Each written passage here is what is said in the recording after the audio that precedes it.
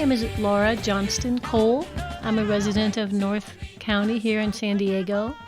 I'm going to tell you some of the adventures that I've faced in my life and some of the really difficult things I've survived. And I hope it'll motivate you to survive whatever it is that faces you on a day-to-day basis. I grew up in Washington, D.C. in the 1950s and 60s.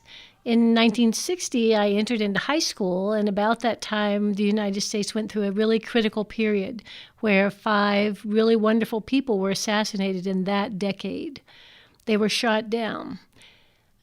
Part of what I did in high school was try to integrate our community and integrate our public schools and integrate our amusement parks. And when I saw our leaders shot down like that, I was really devastated. And I really made a commitment to myself that I wasn't going to sit back and just watch it happen. And so I threw myself with much energy into a number of different endeavors. The 5 leaders I'm talking about, of course, were John Kennedy, Bobby Kennedy, Martin Luther King, Medgar Evers, and Malcolm X. And there were many others during that time who lost their lives as they tried to pursue justice in our country. But those were the 5 who were really significant in my life. I left Rockville, Maryland, where I was growing up, and went to college in Connecticut and became very active in the anti-war movement. That was the peak of our effort in Vietnam, in the War of Vietnam, and I really was opposed to that. And so I was the president of the Student League for Human Rights in college, and I protested the war and even went and helped exercise the Pentagon at one point.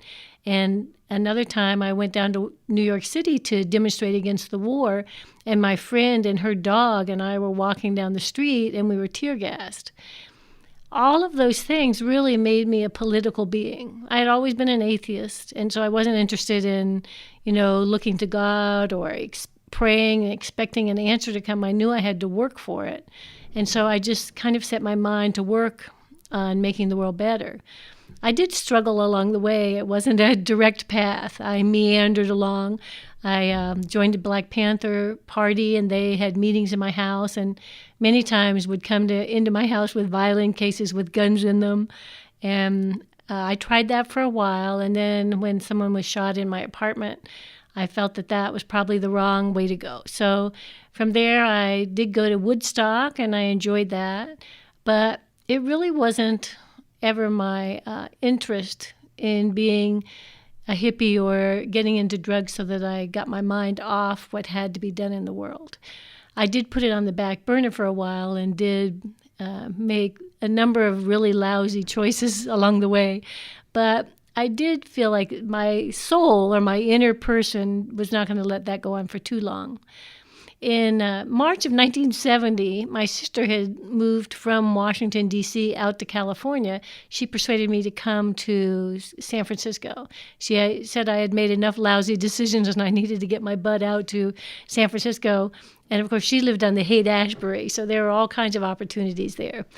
And as soon as I got there on a Wednesday, the next Sunday, she took me up and I met Jim Jones for the first time.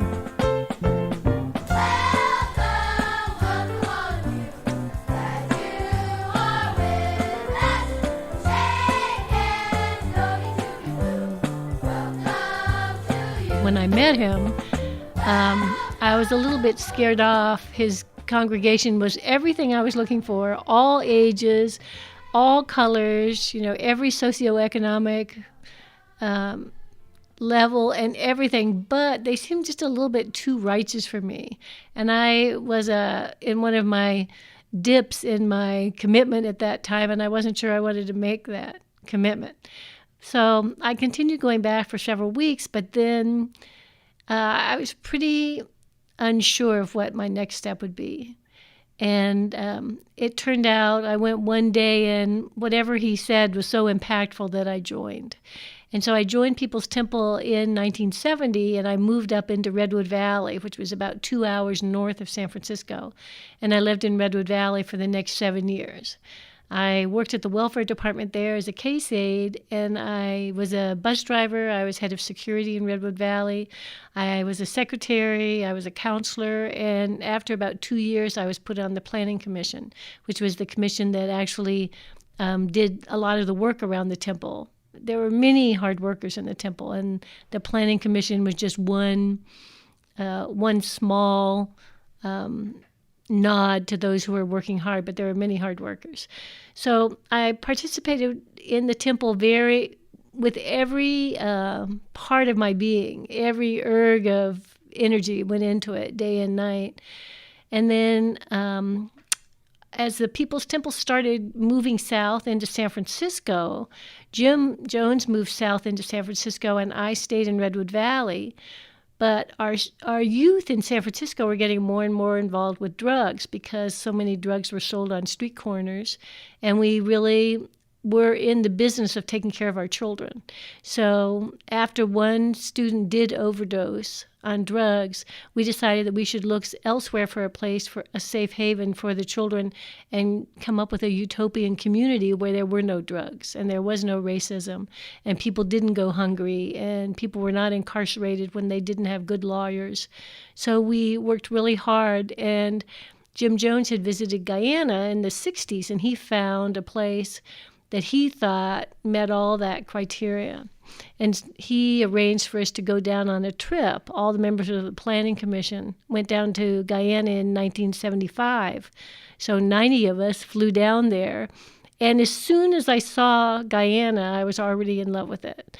It was tropical. It was about 45% black, 45% East Indian, about 5% Chinese, and 5% white. So it's a total mix of really wonderful ethnic backgrounds, and it was English speaking, and it was in the tropics, and there were mangoes growing on trees and pineapple on the bushes. I mean, it was everything I could have wanted, and there was a socialist government there that was welcoming Jim with open arms.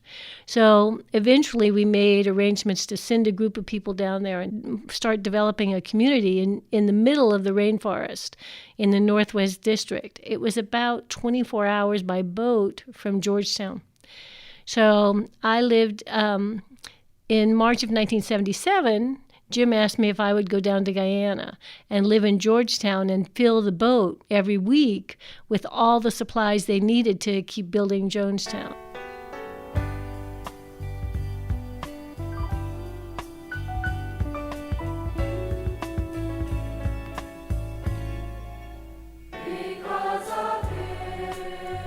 For about a year, I stayed in Georgetown, and my job was to make contacts with the community and get donations and buy supplies and pick up people at the airport and get people into, get glasses or whatever medical appointments they had. I just had a range of different things that I was doing.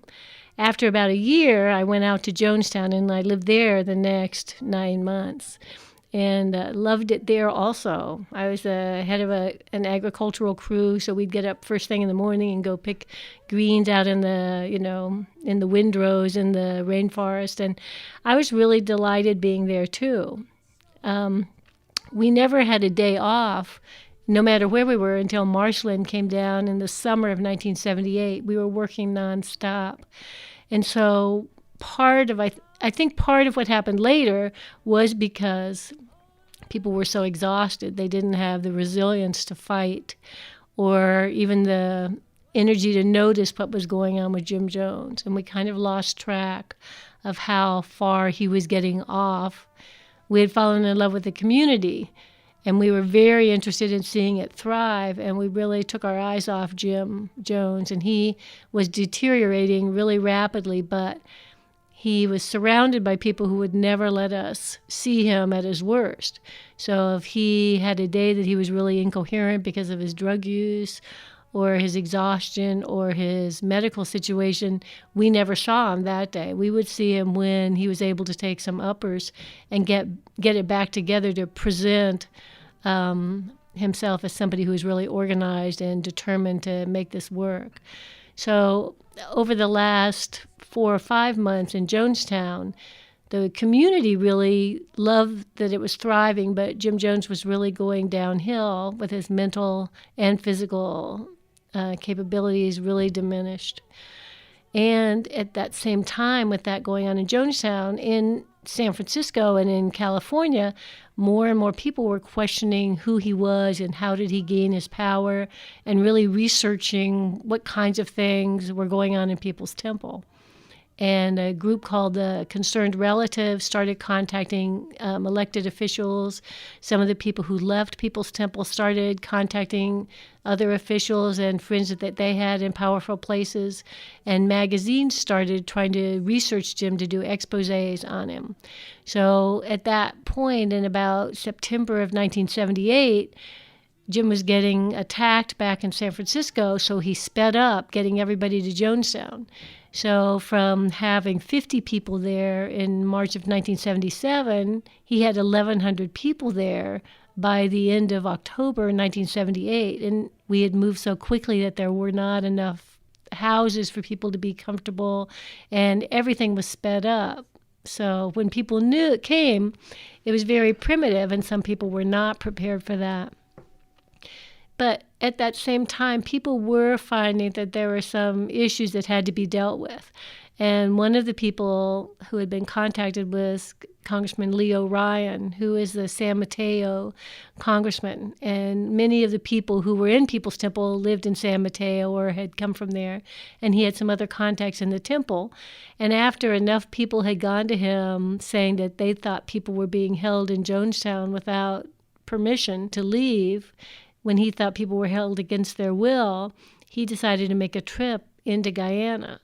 So Jim was seeing that, his community was thriving, but his health was deteriorating, and that in a way the allegiance that he had, created around him in San Francisco was really dying off as people became more in love with the community and were not looking to him for leadership and for as a role model or spiritual guidance or anything.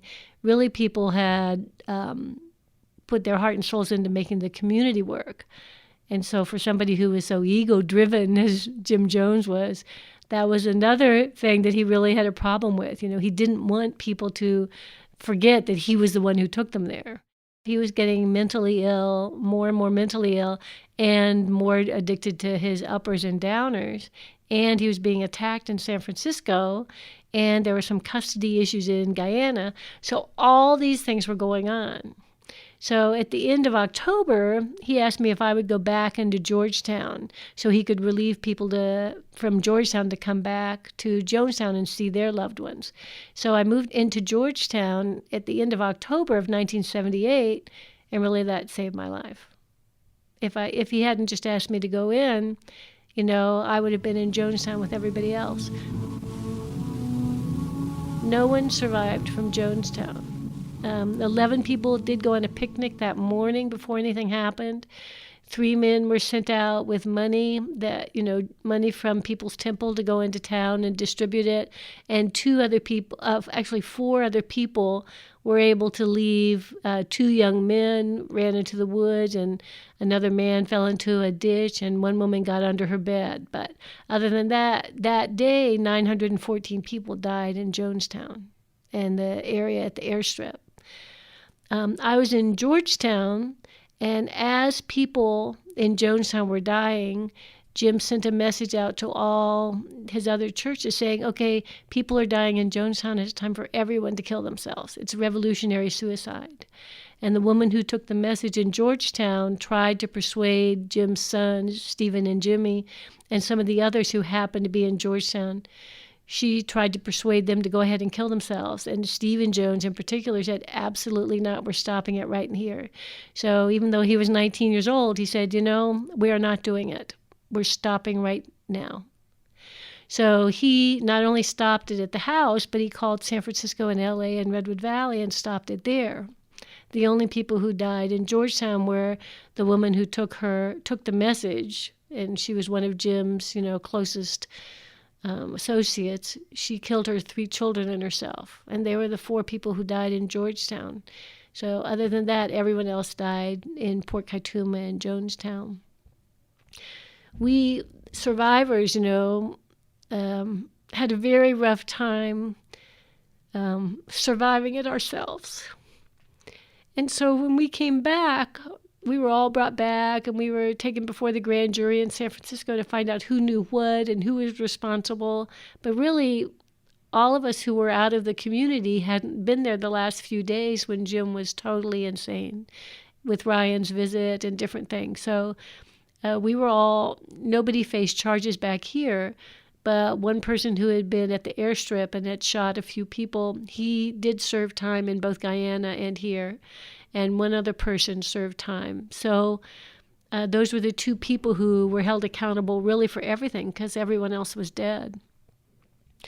For about 20 years after I came back, I had to get my life together, and I couldn't really even acknowledge that I had been in the temple, and I certainly couldn't come to terms with the trauma.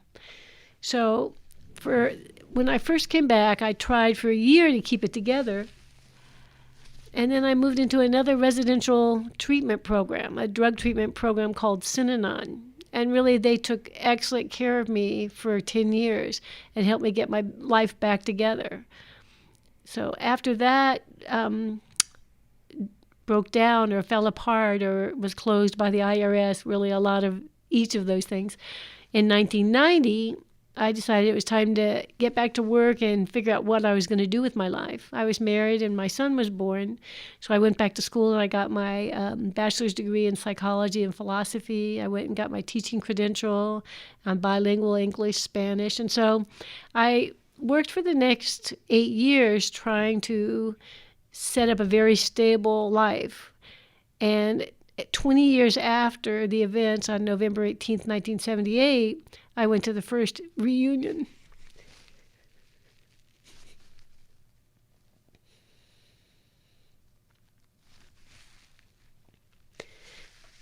It took me that long to go back because I wasn't sure what I would face, but I knew I had to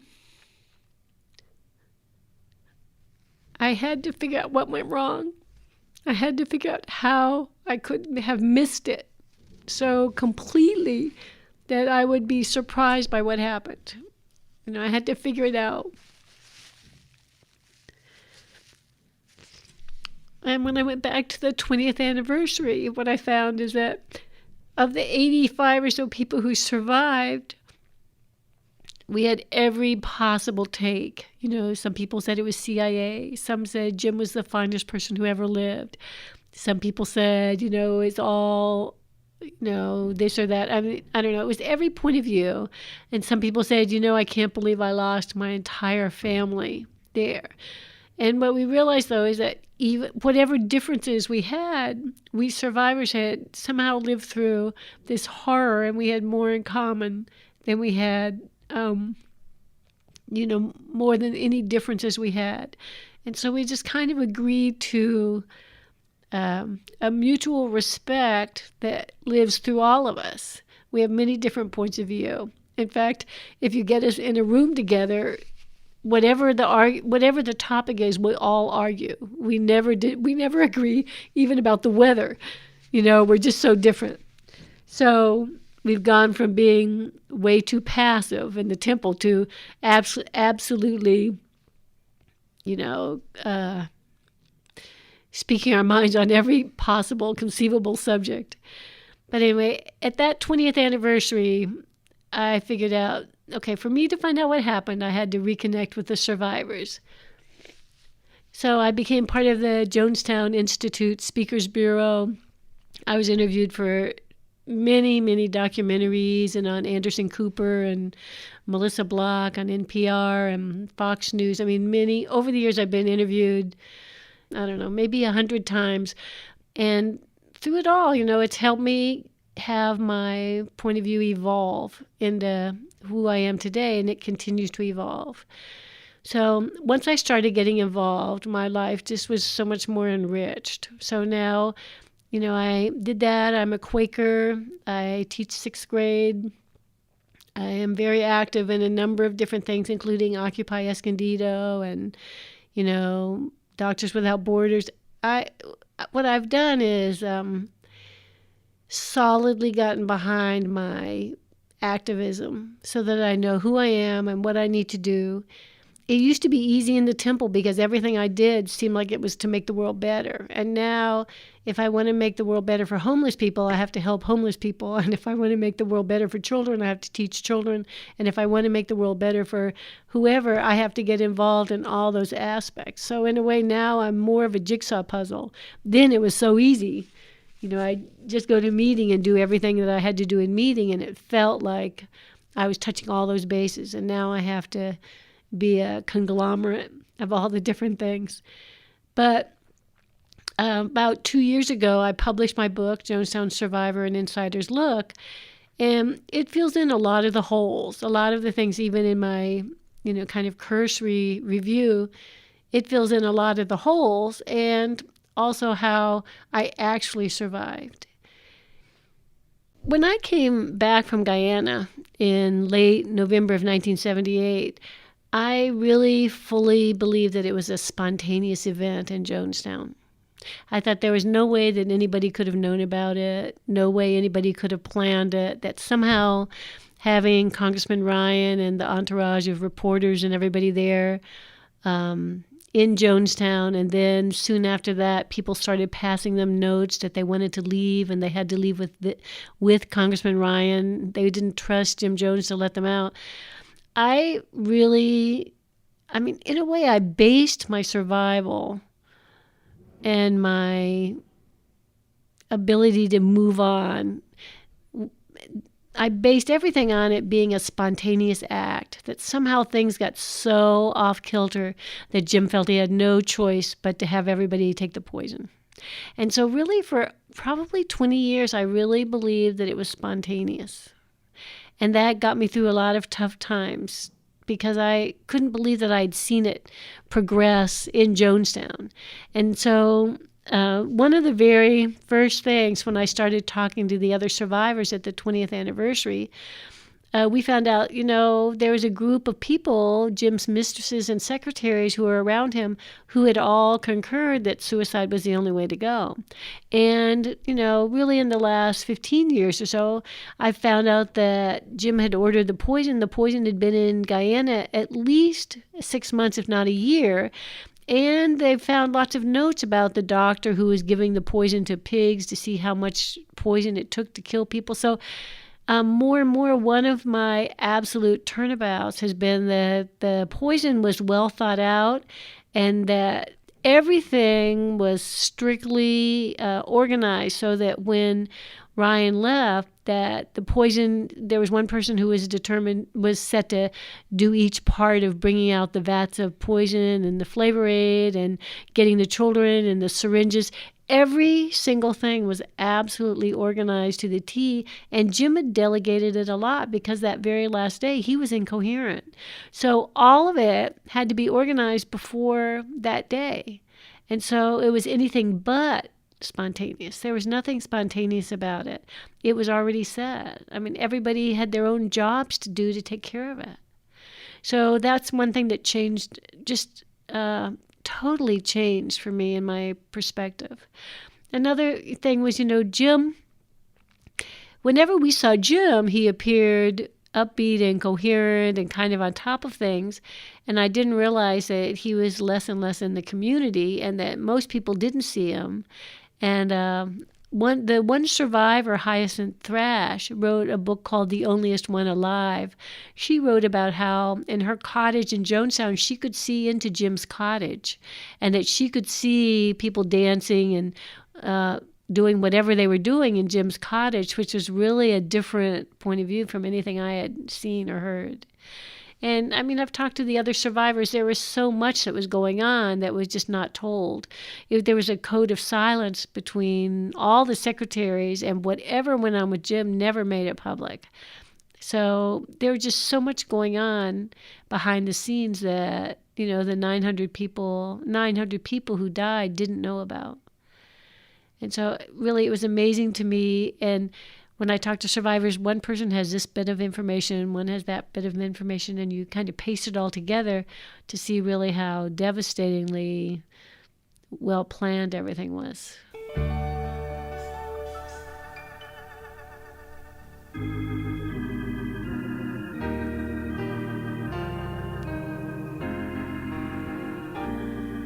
At the beginning, Jim and his wife Marceline were the first white couple to adopt a black child in the state of Indiana, and he named him Jim Jones Jr.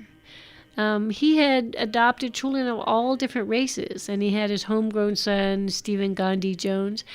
I think that at the beginning, if Jim had surrounded himself with people who were courageous in stopping his egotistical side, he might not have turned out to be a madman who killed 918 people.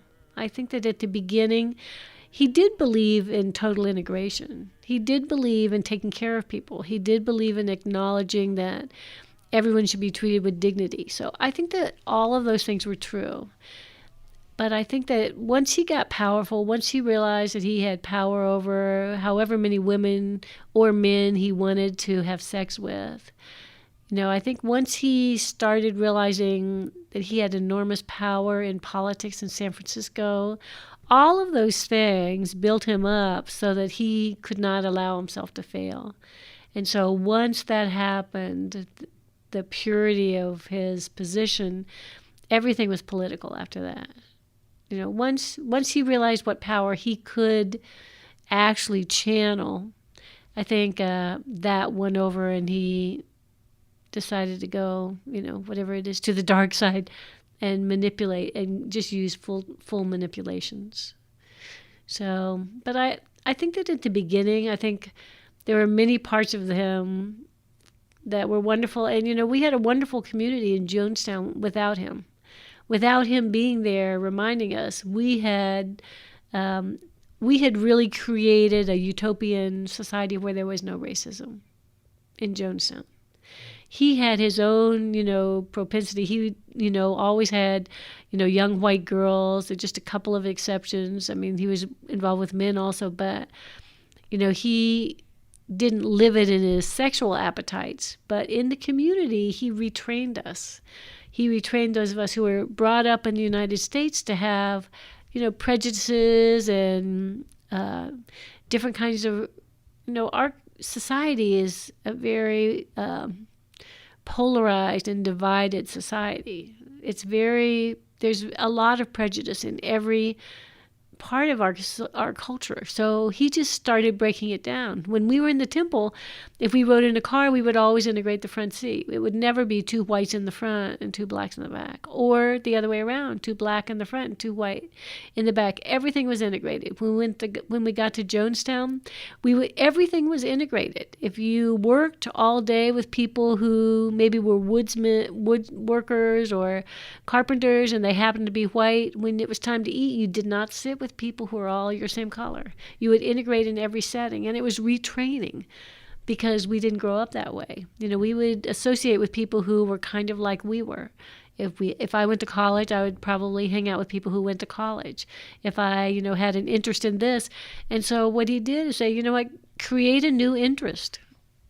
It's not acceptable. And so we got retrained. And so the result was the young people and the children in Jonestown did not live the way we lived back in the United States, treating each other based on color.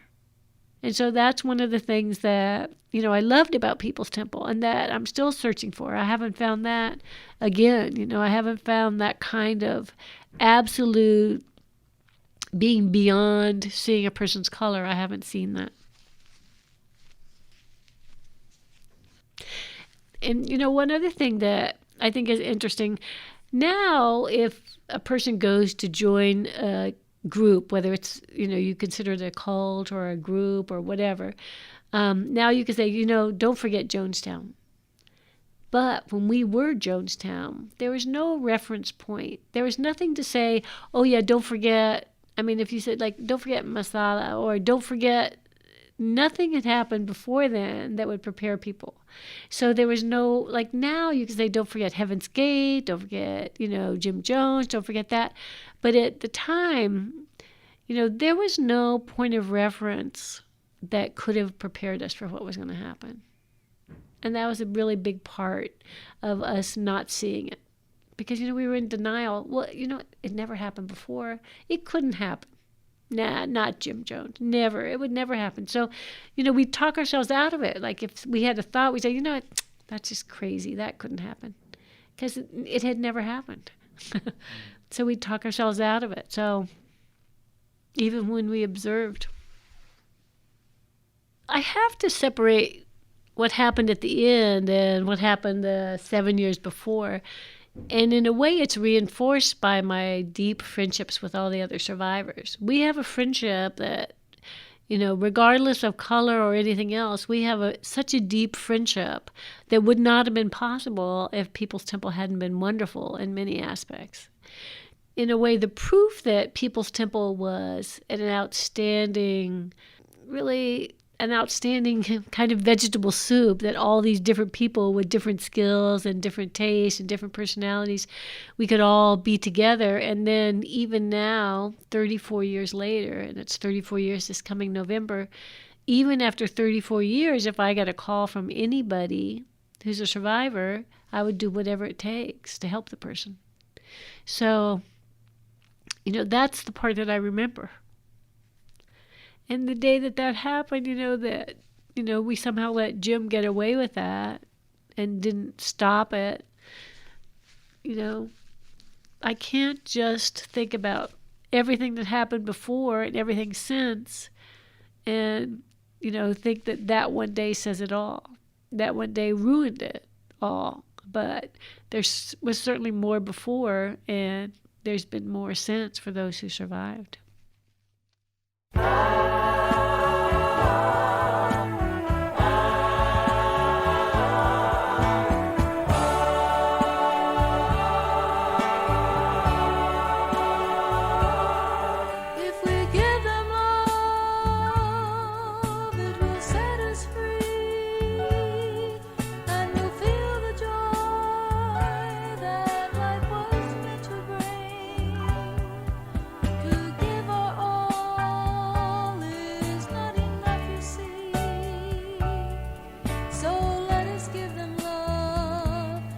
Set